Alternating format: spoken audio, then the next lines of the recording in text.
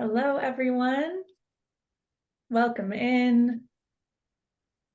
Thanks for joining us. Good to see some familiar names. Hi, Bethany, Chris, Catherine. There's Lynn and Nicole, Shannon, Steve. Oh, you guys are coming in quicker than I can read. Well, while you get settled, go ahead, find your chat button and let us know where you are joining us from today. And let us know one word to describe how your day is going so far. You can get creative with it. We're going to get started in just a moment. We'll give people a minute to trickle in, to get settled, and then we'll kick it off. Oh, and Bethany is letting me know that the chat is disabled. So let me fix that really quick. And then you can tell us all your answers. Okay, it should be fixed. So find the chat if you're able to. Let us know where you're coming from, and then also a word to describe your day if one pops to mind. We'll give it just about 30 more seconds, and then we'll get going. Bethany's having a perfect day. Amazing. Coming from Arlington, learning, Washington, Vance, pretty darn good. Baltimore, we've got productive, we've got happy and sunshine, frenetic. Yeah, we get that. We've got some overcast days in Austin, excellent days. Lynn in San Diego has a beautiful day ahead. That's wonderful. I think that's a nice way to start because it just reminds us about the human experience, right? Sometimes we have a perfect day, sometimes we have a frenetic day, and that's just life, right? We ride those waves. So let's get started. We are so glad to have you with us today. My name is Izzy Martins, and I am here today to really be your technical support and answer any questions via chat. So if at any time you have issues, send me a private chat. I'm here to help you. This is the final webinar in the Leading a Culture of Belonging webinar series. Thanks for joining us on this ride. As a reminder, we had 3 previous webinars that we ran through in the months of the year. We did January, February, March, and here we are in April. Hard to believe.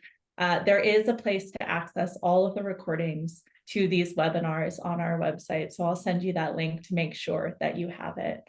And I'm delighted to pass it off to one of your hosts, Kate Ebner.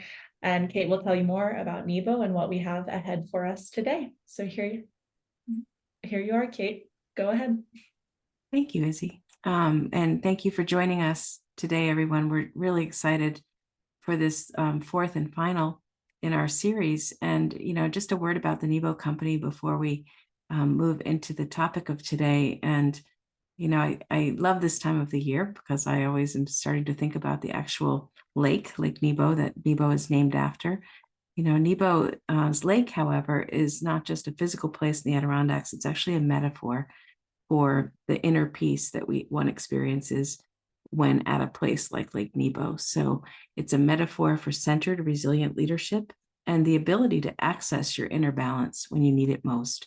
So our idea is that we all have this inner lake, and the key to great leadership is being able to access it when you need it at will. And so this idea of leading from within is a philosophy that inspires our work and reminds us of what it is to be a great leader. Just another view of Nebo. This is Nebo Company. And when we think about the work that we do, we often think of it in 3 sort of categories. We think about strategic visioning and planning. How do we help leaders and organizations see and declare the future that they want and then align themselves toward that future and make it happen? Leadership development, coaching, leadership programs, leadership assessments, mentoring and sponsorship programs. We have a rich curriculum of offerings. And then organizational resiliency. This is organization development work, really working on culture change. We think that diversity, equity, inclusion, and belonging work, particularly some of the discovery type work, belongs in this category. We include mindfulness at work and also retreat facilitation, which we do. Our host today, I'm one of your hosts, of course. I'm Kate Ebner, CEO and founder of the Nebo company. I'm also a practicing leadership coach and facilitator. And my colleague at Nebo, Raven Rankin, is our Director of Client Experience and DEIB Services. Raven has been with us now for 7 years and is bringing a wealth of perspective and passion to the topic today. We're really excited to bring this content to you. So our key takeaways today are that we want to help you think about the current landscape and challenges that leaders are facing as relates to diversity, equity, inclusion, and belonging. We want to acknowledge the external environment as well as the organizational environment for doing some of the work that we've been talking about. And we want to explore that with you a bit. We also would like to showcase leadership capabilities that really are needed so that you can have a culture of belonging. And finally, to navigate the current landscape, just to share ideas or even perspective about what that could look like. Hello, everyone. So I'm glad to be here with you today. So at the beginning of our series, we started off by making this statement. DEIB is a business and moral imperative with broader societal benefits. And in light of all that's happening today, the current landscape, and thinking about the future, I'd really like to emphasize this point, right? So the workplace is a microcosm of the world. People are spending nearly 60% of their waking hours. And we know there are many statistics out there talking about why DEIB is good for business.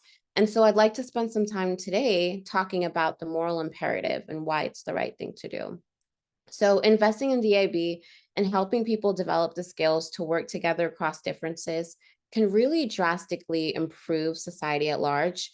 When you think about it, the workplace and schools are the largest conveners of people, right? And so, and really serve as a vessel for people to learn.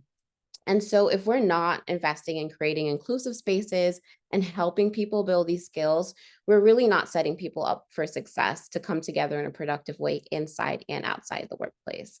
And so investing in DEIB largely benefits society and can help decrease some of the divisiveness that we're experiencing today.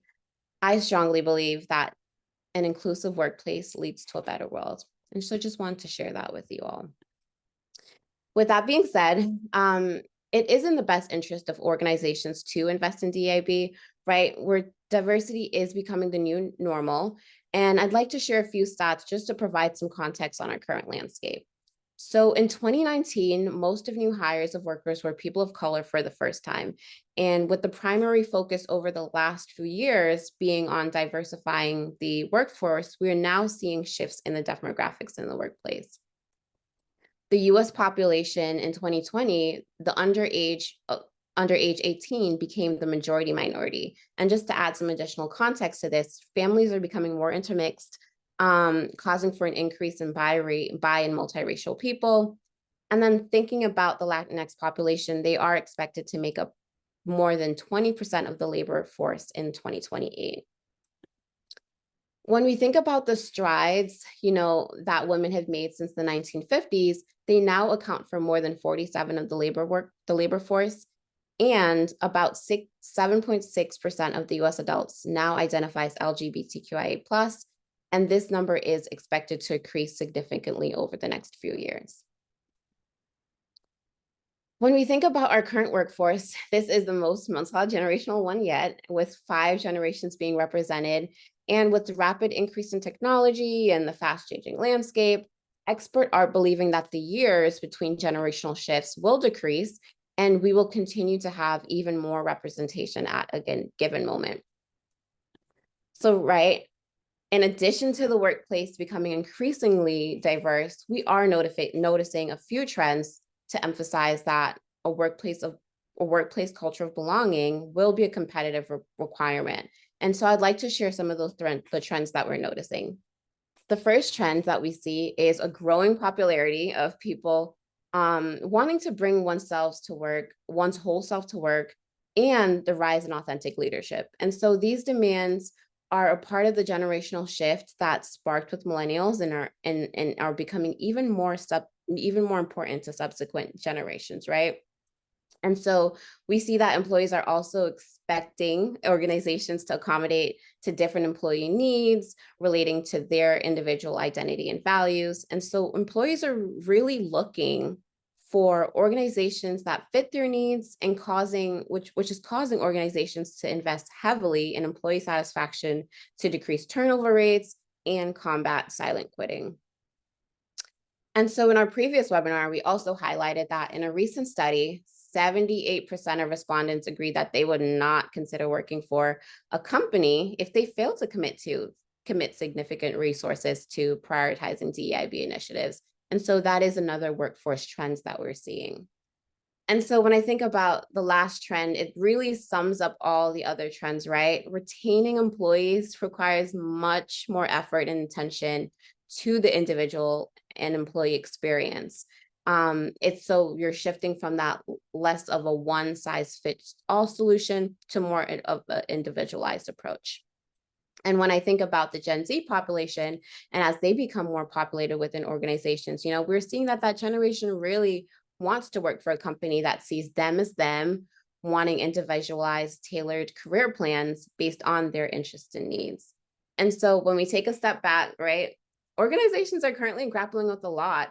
Learning how to navigate these trends will really be critical and a competitive requirement. So I'm curious to hear from you all. We just shared some of these trends. What other trends are you noticing as it relates to fostering a culture of belonging? And I'd love if you can just pop those into chat.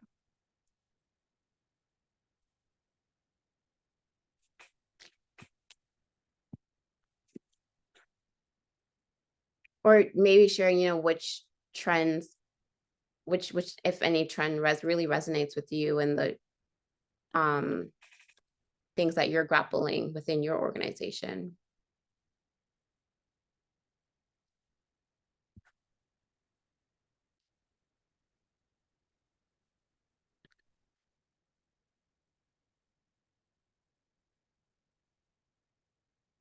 Teleworking community, yes, fans.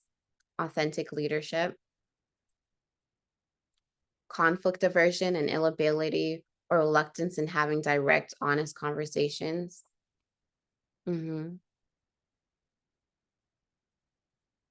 How to integrate and motivate multiple generations. Yep, exactly. Balance with tensions globally. More discussion on invisible diversities versus visible. Yes. Being able to see those invisible dimensions of diversity. You're correct. Managers not knowing how to talk to employees about career development with changing workforce. What does leadership presence mean now? I think that's an amazing one, right? Especially as we think about how generations feel like the newer generations feel like they want to be at work and what that looks like. And even the thought about what does it mean to be professional at work?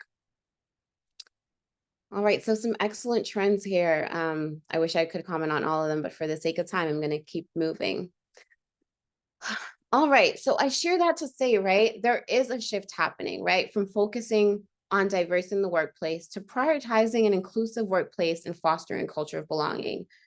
Organizations need to really embrace the changing workforce and investing in DEIB from all angles. When you think, structurally, policies, practices, procedures, to the development of their people and leaders to help them with those skill sets. I think someone mentioned in chat, knowing how to have those conversation and not be conflict avoidant.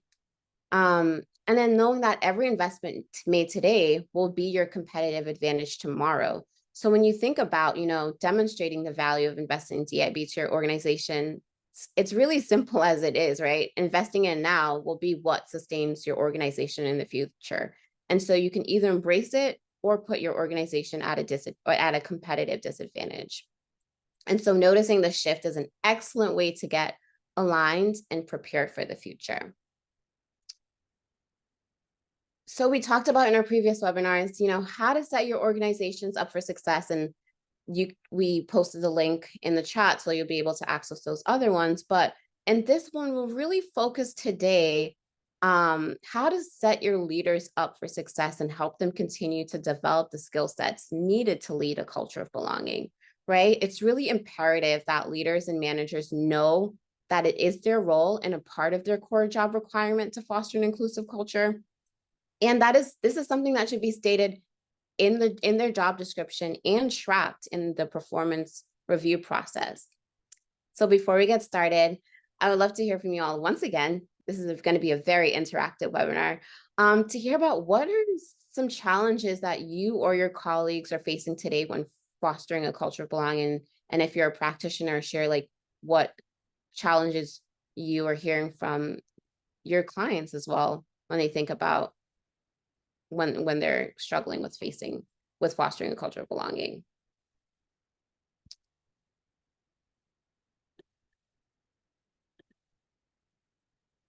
Leaders with low emotional intelligence being required to manage emotional safety. Yep. That's a good one. Yeah, it's well stated. Psychological safety. Is it there to allow candid conversations? Perception of giving up position and authority. Yep. Making space for others. Even being aware of, the power dynamics at play and how that may impact your teams.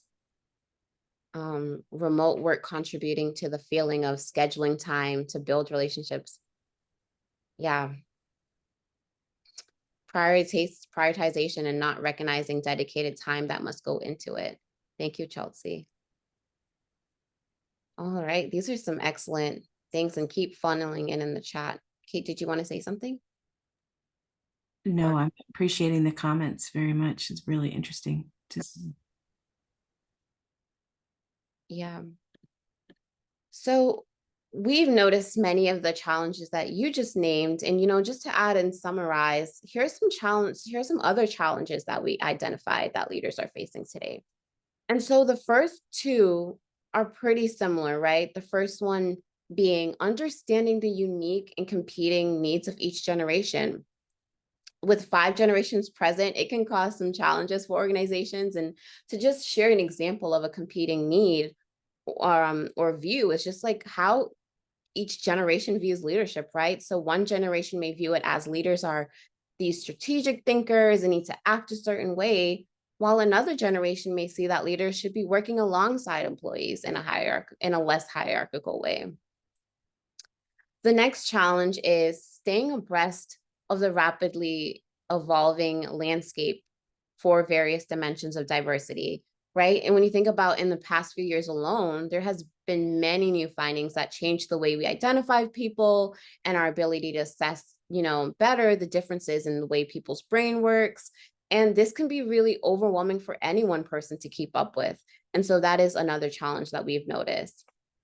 And it also ties to another challenge that we've identified: the fear of doing or saying something wrong, especially in this day and age of cancel culture, right? Leaders feel like they constantly are walking on eggshells because they may not be able to, on their own, stay abreast of the changing landscape and feel like they don't know what to say or do. And sometimes, we're seeing that leaders may just choose not to do or say anything. And as you can imagine, this can be a very isolating feeling, right? Or being viewed by others that they're not doing enough. And that is a lot to manage emotionally. And I was thinking about, and this is just like another reason why we believe that prioritizing ongoing and consistent leadership development is critical. Leaders really need the support, and an organization's leadership development curriculum needs to signal that this is an ongoing journey and a priority. And so another challenge that someone mentions as well is like prioritizing DEIB initiatives, gaining momentum, and keeping a cadence of communication to demonstrate progress and commitment, right? We see that, some leaders are very dedicated and committed, but with other pressing priorities, financial constraints, it can be really hard to keep this one at the forefront, or even just like being able to share the progress with their organizations. They might be doing a lot of things on the back end. And so that's something that we're also noticing. The next one is that, some leaders may struggle with is really understanding their role in fostering a culture of belonging and developing a personal why, or even feeling that they should be the one advancing DEIB initiatives. If they don't feel like they have enough experience, I hear this one all the time. And, I will continue to emphasize that we all have a role in advancing DEIB initiatives, right? No matter our background. No one person is an expert in all dimensions of diversity. I think about myself as a Black woman, like I also feel gaps as it relates to other different dimensions of identities. And I think the most important thing is being okay with not knowing everything, acknowledging it, and being open to learning and building what I call your DIB muscle. It's a muscle, right? Just got to keep practicing, making it strong. And lastly, navigating external events and the impact it has on their workforce, right? This may look like not knowing which ones to address, how to even address it, what's the role in an what's the organization's role in supporting employees and so forth. And this is on top of staying resilient through the pandemic and what is seemingly a challenging time to be a leader. So before we go on, any questions or comments to what I just shared a while ago? Wow, there's a lot going on in the chat. Seems like it's hitting home for a lot of people.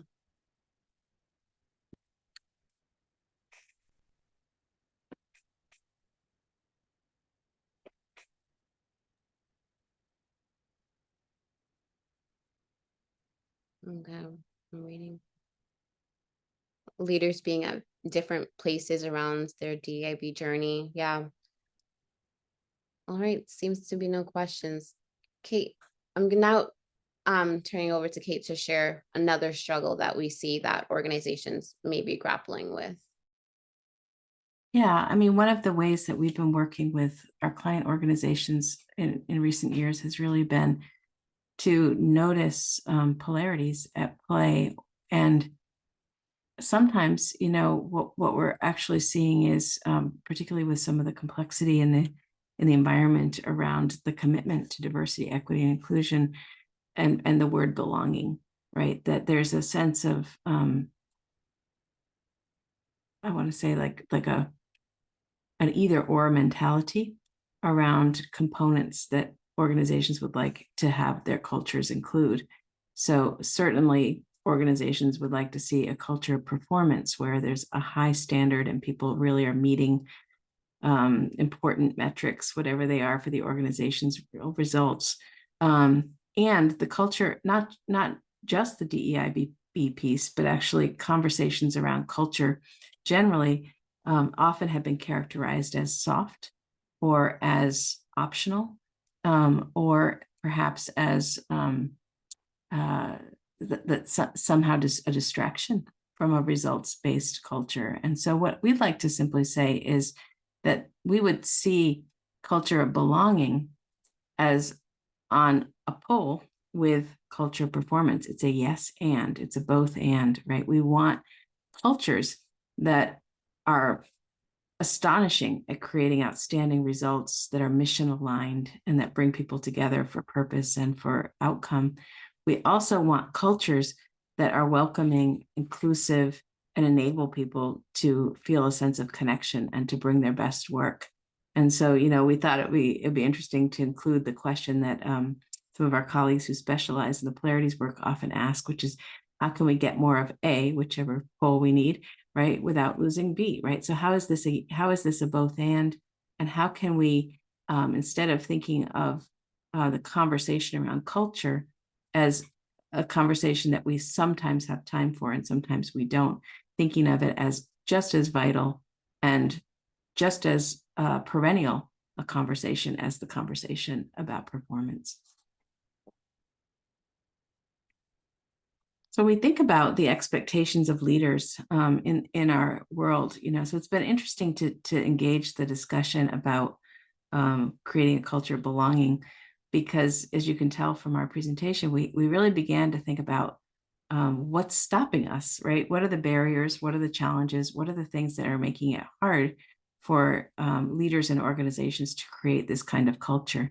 And along the way, we've really identified, and you've heard quite a lot about this through our webinar series, a number of things that are really important for us to recognize about the expectations we have of our leaders.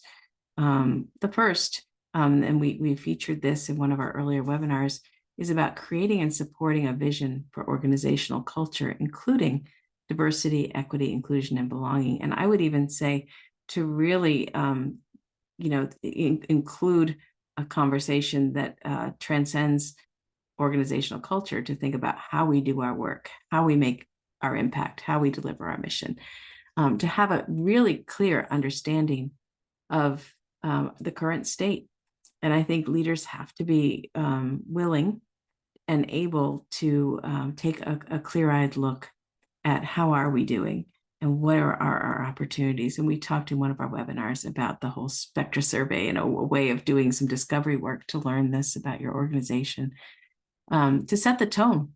As leaders, it's our job to, some people say, leaders create the weather, right? So leaders set the tone so that you have the greatest positive impact on the organization. And it's really interesting to think about how we have to work through our own inner game, so to speak, in order to bring the tone that's going to be the most positively influential for the organization. An expectation of demonstrating commitment consistently and fostering accountability for all, including oneself, and of being knowledgeable and equipped with the skill set to lead a diverse workforce and an inclusive workplace. And I will say, as a leader myself, one thing I often notice is that this is a life work, right? This isn't something that you master it and then you're kind of good. You actually every year, every quarter, every month, even every day or week, can bring new opportunities for growth personally and as an organization, and can challenge your own conventional thinking about things. And so I would just encourage us as leaders, even as we're trying to meet these expectations, to just relax into the idea that no matter how much you learn and how capable you are across all 5 of these bullet points, there's always going to be an opportunity to learn more from real life experience and from the world around us and what it's causing us to pay attention to. And so I'm just really glad personally to be a leader in these times, and challenged, and I feel called to the challenge of leadership in a world that is wonderfully diverse and changing. So what I think we want to ask from you is whether or not your organization has any DEIB leadership competencies identified. Are there, we keep saying leaders today need to be fluent and capable of leading across diverse workplace. I'm curious if people have concretely identified what that actually looks like and means. So as we think about the skill sets that are needed, or the mindsets, the capabilities, thank you, everybody's doing it. Good to see. We're, and I think one of the things that stands out is this is, I think, one of the most wonderful things about the times we're living in very challenging, complex times, but there's a very creative element here. And so as we look at, does your organization have DEIB leadership competencies? 100% of you have answered, and 32% are in the process of developing them. 41% in the process, 32% already have, right? That's a significant combined percentage.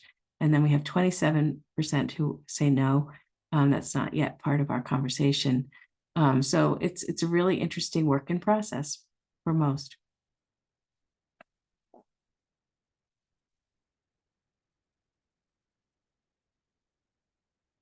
So a place we like to go and go frequently is to the transformational framework that we've developed for leaders. And as we've worked on this framework, we've thought a great deal about how the modern leader can understand their own participation as in organizational life and in community life, wherever and however they're leading. And our framework, as you probably may know, includes 4 domains: the domain of being, seeing, saying, and doing. These 4 domains are dynamic, they work together, and always we return to being, which is the place where we process, where we observe ourselves, where we reflect, where we allow ourselves to try something new, to notice our own growth edges. So when we look at the 4 domains together, I think one of the things that's really interesting is to think about the 2 domains that are not observable, the domain of being and the domain of seeing, right? So what's going on inside of you? I can't see into you. I don't know what your emotions are, what your values are, some of those inner things. Also, what do you see when we're sitting and looking at the same thing? What do you see, and how is that similar or different to what I see? And so in our model, we've actually identified 5 ways of seeing that we think are really important for leaders. And we're going to talk a little bit more about this model. So leading in a culture of belonging, we think requires a leader who has an expanded capability to be, see, say, and do a little bit differently. And one of the ways that we be is that we manage ourselves. We use emotional intelligence to observe ourselves, to notice what's going on with us, and to manage our reactivity, to open ourselves to learning. And some of the qualities and characteristics, the competencies we're calling them here, that might belong in this category really connect directly to that domain of being: emotional intelligence, empathetic leadership, embracing change, adopting a learner's mindset, being courageous, cultural intelligence, understanding and managing unconscious bias, really surfacing unconscious bias, and emotional resilience. And so as we look at the managing self, if you had a leader you were coaching, or maybe you are a leader and you're thinking, how do I work on this? This is a really nice list for a place of where you can start. Okay. The next one relates to in our model. We say, can you see yourself? Can you see others?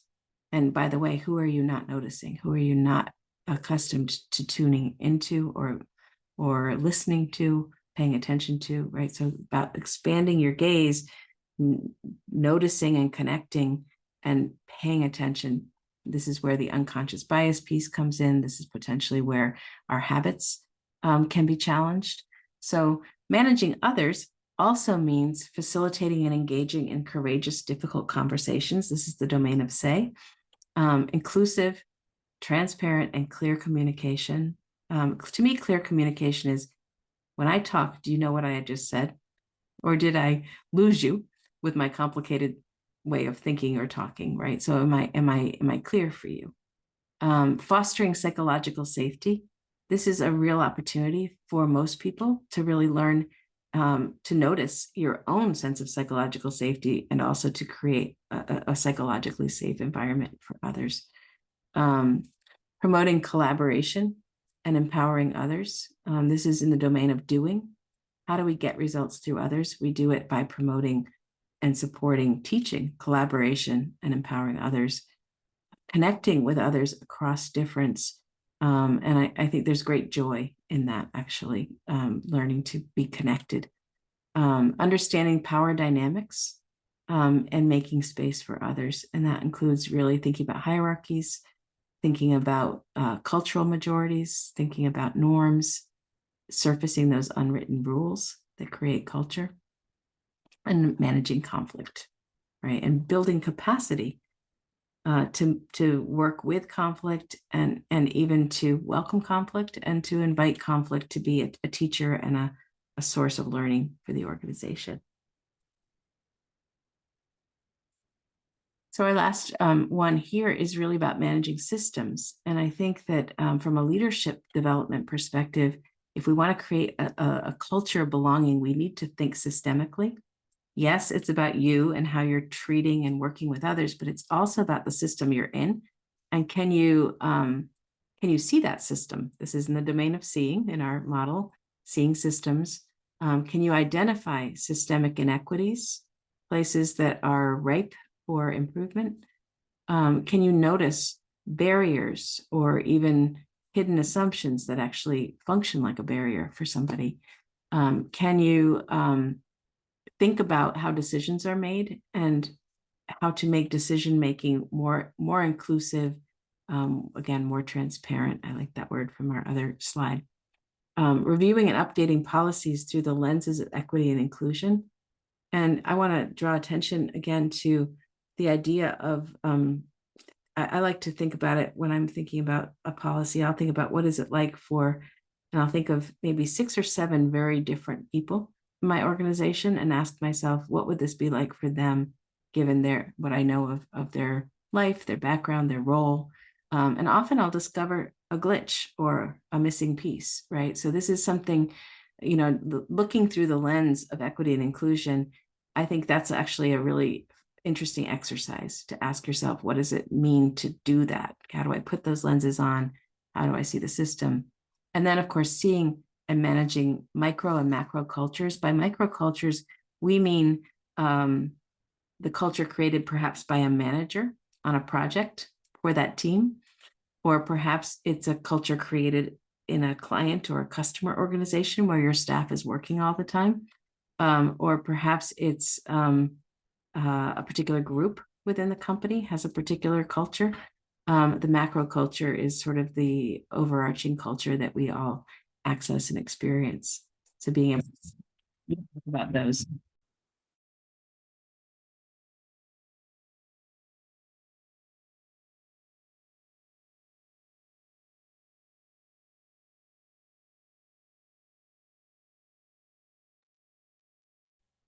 I want to continue on. I'm going to let you take us forward.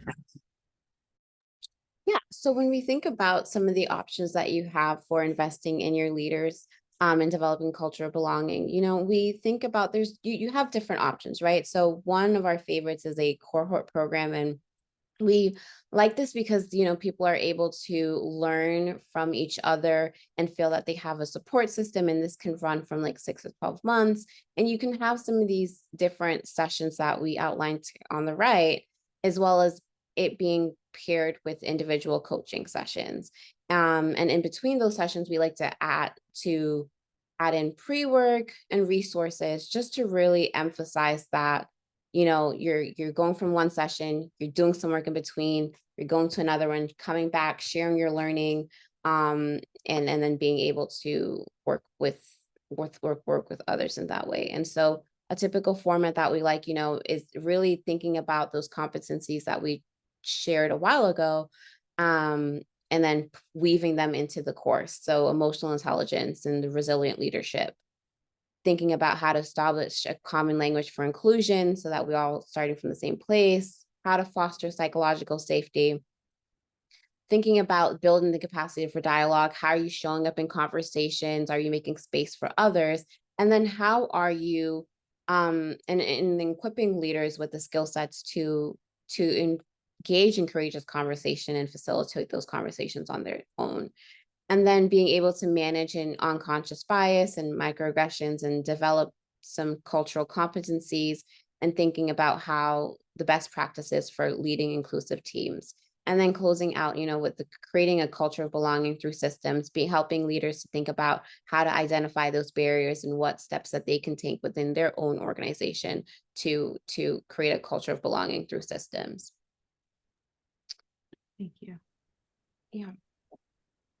And then when we think about, coaching is an excellent tool that we see that can help support leaders when leading a culture of belonging, especially if, your leadership structure is more hierarchical, and you don't have that many leaders to put through a cohort program. But it's really the privacy of a coaching conversation is an excellent place for them to explore new strategies and resources, receive ongoing support. It can really help leaders better recognize and understand their own biases, help them enhance their preparedness and confidence, and even transform relationships at work, help leaders build stronger relationships and foster collaboration across diverse teams, help them experience a sense of a positive accountability and ownership of DEIB initiatives. So we see that having this one-on-one coaching with the lens of leading a culture of belonging is something that's been really effective for leaders, and transformed the way that they lead their organizations. Any questions before we transition to our next part?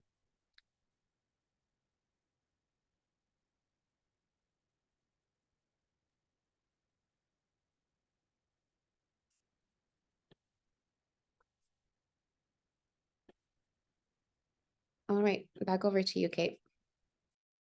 Yeah. So, what we wanted to acknowledge the recent criticism, the recent, we use the word attacks here, but there's been a full spectrum of pushback, to use a word that's appeared in the chat, on initiatives related to diversity, equity, and inclusion. These are some headlines from real media publications that are calling out what I'm saying. And I think when we do the work that we're doing, including bringing a series like this, we want to connect what we're doing to what's really happening in the real world. And we want to make sure that we're acknowledging that even as we're calling for a concerted commitment and a concerted effort, we're living in times where committing to diversity, equity, and inclusion has been politicized, has been treated as a sort of a for or against kind of a discussion. And we believe very strongly that, perhaps there are other ways to define or describe the nature of the work that needs to happen, but there is no way to deny that as the workplace and the workforce continues to be diverse in the ways that Raven pointed out earlier, there is a requirement and there's an expectation that the leaders of our organizations are going to be able to lead a diverse workforce to meet very complex challenges. There's a competency needed. And to get to that competency, we actually have to be able to define and describe the types of interventions, the type of diagnostics, the type of leadership development that will enable our people to be successful. We feel strongly, and we encourage you to be courageous as you think about how you respond to some of what's happening out there. And I think at the core of everything, there's a requirement for all of us to be really good sense makers about what's happening in the times we're in today, and how do we want to make a difference in this complex world, and how do we want to navigate, what is the contribution that we want to make, and so I think when I think about what this work takes from us, or maybe more importantly what it asks for, there's a real invitation in our times to be courageous, to be willing to take a stand, to care about this work, to find ways to bring it into everything. And for me, I often notice that in a very essential way, it goes back to empathy, right? It goes back to the human heart and the way that we can see humanity. And I think when we think about taking a stand, it can be very elemental. It's essential. We have many types of programs and initiatives out there. I think at the core, looking at the mission of your organization and asking yourself, what is it we're trying to do? And what does this have to do with human beings? And what do we need to do to create the conditions for human beings to thrive in this mission? Understanding the unique opportunity organizations have. Organizations bring people together. We are the place that many people look. People look to their organizational leaders these days for answers. They may not be satisfied with the answers that they're hearing all the time, but I think that there is an expectation that there will be a discussion, that there is, as Raven said before, when we do this work in the workplace, it actually has a ripple effect out into our lives and into our communities. The workplace is a powerful environment and a great place to be learning. And finally, you can work from different angles, right? You can be creative, you can explore, you can see this as, we've been really emphasizing through the whole series that this work is ongoing, right? It's not as if you do it 1 year and then you're done. It's really thinking about how do we make this a systemic commitment that takes many shapes and forms to meet the unique needs of our organization at its stage. Yeah. And just to add on to that, Kate, when I'm thinking about providing some more practical ways how you can navigate the recent attacks, right? Some many opponents are just of DEIB are acting out of misinformation, myths, or even fear. And so if you're dealing with naysayers, it could be a really good opportunity to have a conversation that can create some agreement, posing questions like, do we believe that we should have a workplace that's respectful? Do we believe that we should have a workplace where people don't demean each other? Should we have a workplace that reflects the diversity of the world and the people and the business that we serve? And most times they're going to be like, yes, I'm sure we can all agree to those things. And so these questions can really help create common ground and advance the thinking about the importance of investing in DEIB. And, going back to a point that I made in an earlier webinar is that diversity of thought by nature creates conflict. And so in order to really reap the benefits of having a diverse organization, organizations need to equip people with the skills of how to work together effectively. And like Kate said, and I mentioned before, and along with the fact that this is going to be your competitive requirement for the future. And then, knowing that not everyone will agree, right? And so something that the CDO of Cisco, Gloria Goins, said at SHRM's last inclusion conference that really stood out to me was, as an organization, you have the opportunity to state what your values are, and then you can respectfully invite others to go elsewhere if those values don't align. And so, if your organization really values diversity and inclusivity, own that and feeling certain that investing in DEIB will really set your organization up for success, because people will know how to work together effectively and feel like they belong. So those are just some closing words that I wanted to share. Hopefully that helps you as you're navigating the current landscape. Kate, any other thoughts before we open up the floor? I appreciate your thoughts, Raven. That was, I think that's very compelling. And, I think one of the things that I go back to our poll that we just did in this webinar, and 42% are sort of in the process of setting up the competency models around this. We are in it together. We are working on this together. And that is a wonderful opportunity, and one that we don't want to miss, so I just want to encourage those of you who have taken the time to join this these learning events with us to keep participating, and to keep on your own journey as well with regards to diversity, equity, inclusion, and belonging. Yeah. So we've done a lot of talking and only allowed you to share in chat for the past few webinars. So we really just want to hear from you, and allow you the opportunity. So you will have the ability to speak out aloud. And we just want to hear from you, like, you can share what you feel your organization is doing well. If there's a best practice that you'd like to share with us, if there's something you need help with, anything, this is an opportunity for you to take advantage of the wisdom that's in the room right now.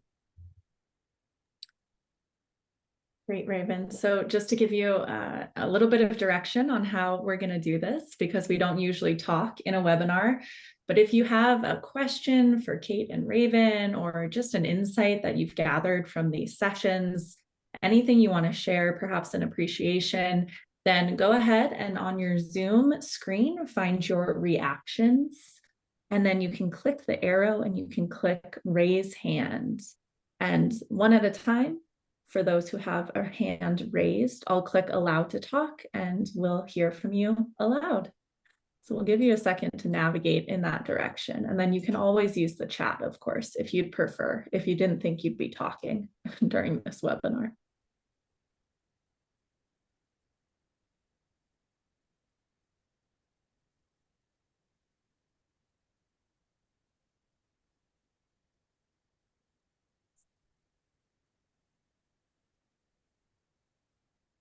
And then if you're having any issues finding the raised hands, you can also send something into chat. Thank you, Bethany, for joining. Enjoy the rest of your day. And in the meantime, while we think about questions, or, maybe just reflect on all the great information, I'm going to share in the chat right now a link to all of our previous webinars. So you have that handy. I will send out the recording of today's webinar this afternoon for you, as along with the slide deck so that you all will have that. And we have a question from Lisa. How can you integrate with organizations' ongoing initiatives?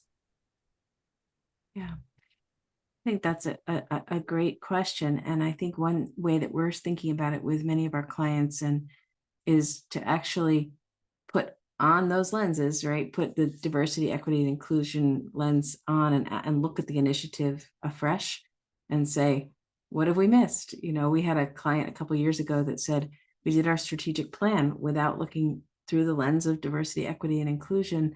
Could we do it again through that lens? And we actually were engaged to come back and help them make sure that they had taken that fully into account in their strategic planning effort.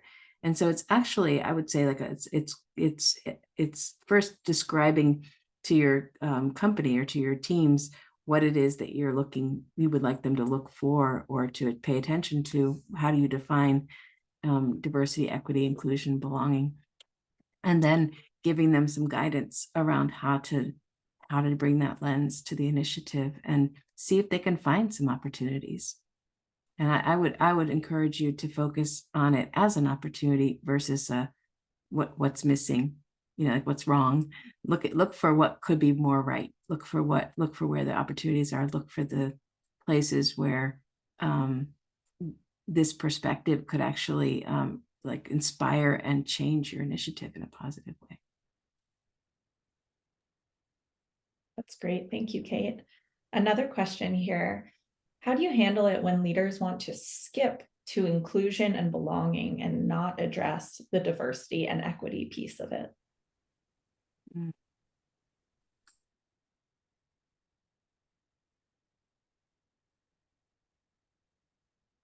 Yeah, Raven, to see if she'd like to take this. Yeah, sorry, I was talking, I was muted. But that is an excellent question, Philippa. And when I think about that one and thinking about the diversity and the equity piece, right? In order to really get diversity, you also need the equity part. And so I would probably, have a conversation and talking about, thinking about the current composition of the organization and saying, does the composition really represent who we serve? Are we getting the best troves in the room if we aren't having the diversity piece? And then what are probably some of the barriers that are in place if we're not able to recruit diverse candidates? And then just talking through that and then really just emphasizing, in order to get to inclusion, we need to really ensure that we are breaking down the barriers for people that may exist. So those are my just thoughts. I may have some additional thoughts later on, and so I will keep you in mind and probably send you a written response. I'm a slow processor, so just being transparent there. Thank you, Raven. Yeah, I like your answer a lot, and I think one of the things I would just simply add is that the diversity of our workforce can actually, we can actually track and pay attention to that and look at the dimensions of diversity that we can track and measure. And so, what we find really interesting is it's comfortable to express or to state support for diversity and equity. It requires change to actually get a different result and to create and when you create that more equitable environment, you're creating that more inclusive and belonging environment. So I like your point, Raven, that these things are interconnected. And I would say people will need help in understanding what's different about what you want from me that I haven't been doing. What does it look like? How do we talk about it? How do we track it? And I would also say talking about it regularly, whether at the leadership team level or throughout the organization, is another way that it becomes a more sort of a part of the dialogue the organization is having with itself versus something off to the side. So that Anne's question here, comment, any thoughts on creating the balance between supporting employees, leaders showing up authentically when their authentic selves may be quite different. And then the example of the neurodivergent employee who doesn't present information in a clear way. How do we support others in gaining clarity? And this is a great question, and for me it brings to mind a recent event that we were at where a person was capturing minutes on a sort of a white sheet and had some difficulty with spelling, and it turned out had dyslexia, and people in the room had a strong urge to correct that person's spelling. And so we had this fascinating conversation actually about what it meant for the person who was doing the note taking to take the notes. And he very generously and bravely shared his experience and asked people to be tolerant of it. And people were, and other people in the room identified the same issue, right? So that was a case where it came up, as a pointing out of typos, so to speak, or of misspellings, and then as a discussion that was very engaged in a very empathetic way. And I think what comes up for me is the word openness and empathy, two words. Like, how do we create more openness toward different ways that people participate, and more curiosity perhaps and empathy for other ways of experiencing. Authenticity isn't a narrowly defined idea. It can be allowed when we have a bigger idea of it. Raven, would you like to comment? Would anybody else in the chat like to add a thought? Yeah, I think that was an excellent answer, Kate, and an example as well. And when I think about, setting up the organization and the team in a way that will be productive for all. So, right, one, having the psychological safety to be able to share about their differences in an authentic way, and then, like Kate said, the openness, but then also coming up with some practical ways of like how they can work together. And so, whether that being saying, okay, we're going to, at the end of the meeting, send out in a written format, the decisions and the things that we talked about. And so just trying to think about like how that team can work together to create more clarity, and ask for what and be able to ask for what they need in a productive way. Yeah. And, I'd like to just make a comment about generational difference, because I have also noticed that, there's a tendency to focus on the sort of like the needs of the younger generations and how they're different than the older generation. There's a lot of sort of data observation and also probably judgment, from a generational perspective. But I've often seen a need to be more inclusive with older generations in the workplace who feel overlooked or supplanted by technology prowess of younger colleagues. Like there's so when we think about belonging and inclusivity, we really need to think about everybody, right? And to just really pay attention to the many different dimensions. Yeah, excellent. Philippe, I see that your hand is raised. Would you like to comment?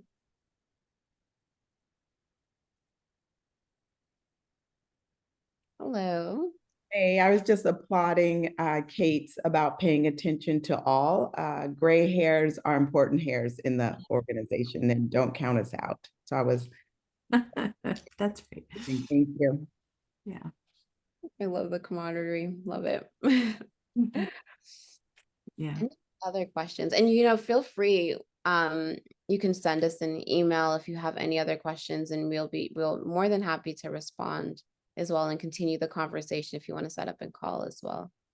Any other questions before we close out? I'm cognizant of time. All right. So, I want to close by sharing this quote. We must take this opportunity, take every opportunity to do what's right. And so I'd like to just thank you so much for attending our Leading a Culture of Belonging webinar series. It was absolute pleasure hearing from you, being able to hear what's on your mind, what questions you have, and hopefully providing some valuable and useful insight. Like I said, we have that invitation, you feel free to reach out at any time at leadership@nebocompany.com. We're here to be a support and a thought partner. But with that being said, thank you, and I hope you enjoy the rest of your day. Thank you, everyone. Thanks, everyone.